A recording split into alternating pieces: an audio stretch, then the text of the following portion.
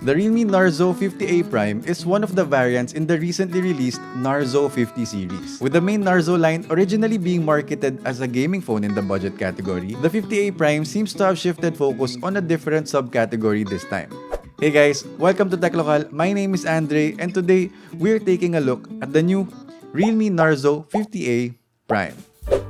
As you may have noticed, this review is in English. And this is thanks to our audiences watching from India, Indonesia, Malaysia, and other parts of the world. We have observed that quite a lot of our viewers have been coming from different countries. And we of course would want more people to enjoy our content, which is why we're experimenting on making our videos in a language that most of us would understand. So feel free to like this video to let us know if you would prefer our videos to be in English, or if not, you might want to tell us why in the comment section below.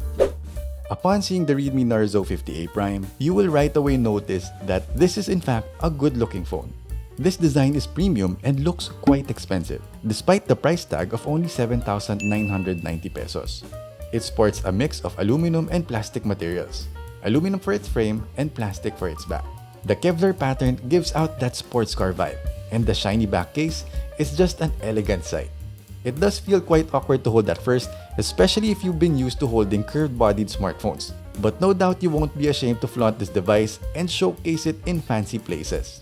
Keep in mind that this body does feel like it's prone to scratches, and unfortunately, it doesn't come with a jelly case to protect it.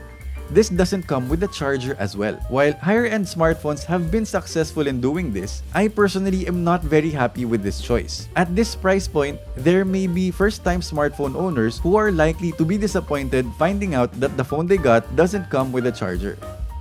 The usual ports are still present below with a speaker grill, USB-C port, and audio jack. But a slight improvement on the side is the side-mounted fingerprint scanner. I am happy to say that this time, we are getting a significant upgrade from the low-resolution displays we usually get on budget phones. The 50A Prime is sporting a 6.6-inch Full HD Plus IPS display.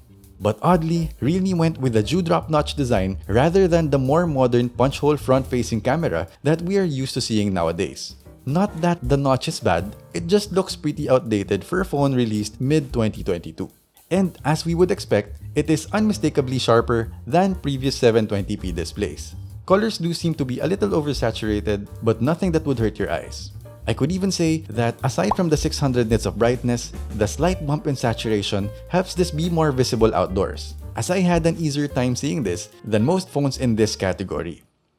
There has been some curiosity on the chipset that Realme used on the Narzo 50A Prime. The chipset of choice being the Unisoc T612 rather than the tried and tested Helios line that they usually go for. While its bigger brother, the Unisoc T616, is a reasonably great performer, there are still those who are torn to prefer chipsets that have already been proven on their performance.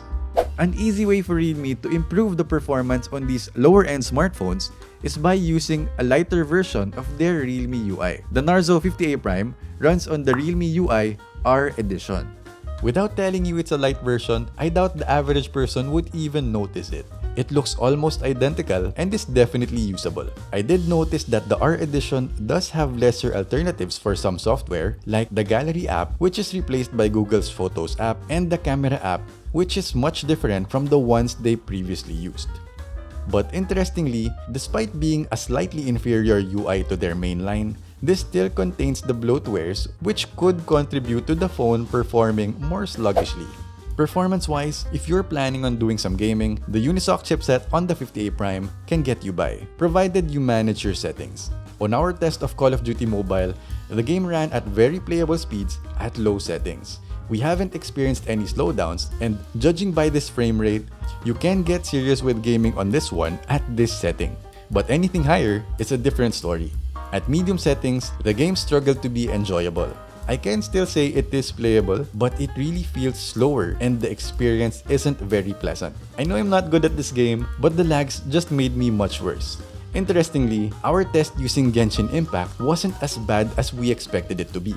Remembering my review of the Realme C25 back then, that played Call of Duty at very playable speeds at medium, but struggled on Genshin Impact. The Narzo 50A Prime, on the other hand, struggled with Call of Duty on medium but played Genshin Impact reasonably well at its lowest settings. It still isn't perfect with occasional lags, but definitely playable. And of course, MOBA games like Mobile Legends and Pokemon Unite won't be an issue as this runs smoothly at its highest available setting. I'd also like to add that there is no game space or game software that runs upon launching games, so do keep note of that. As a daily driver, the Narzo 50A Prime is more than acceptable. For social media consumption, watching cat videos on YouTube, or any other light to moderate tasks, this can certainly get things done. Moving on to cameras, the Narzo 50A Prime sports a 50-megapixel main shooter with just a macro and a depth sensor, plus an 8MP selfie shooter. At this price point, I do want to commend that this camera does take decent photos, as long as you are in well-lit environments. The photos out of this camera have decent clarity and sharpness, plus I do like the fact that it doesn't over-process the images.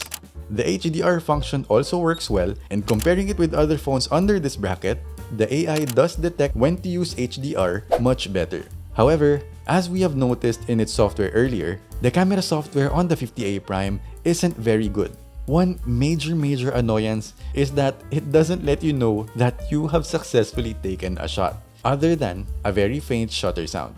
And it makes taking photos very difficult, especially when you are taking photos outdoors.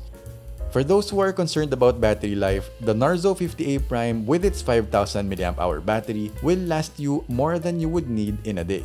We were able to get a day and a half on mostly social media, casual game time, and a lot of photography, which I could say is pretty average for its rated battery capacity. While it doesn't come with a charger, it does thankfully support 18-watt charging.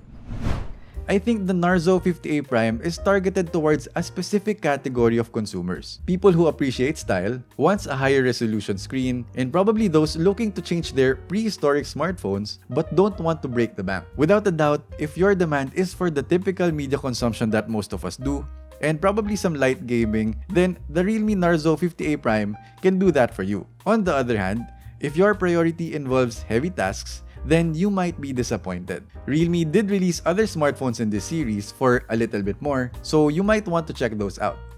So I guess that wraps up this review. Hopefully guys, you enjoyed this video. Please do like this video if you like it. Subscribe if you haven't already. And once again, this is Andre from Tech Local. Thank you guys for watching, and I'll see you on the next video.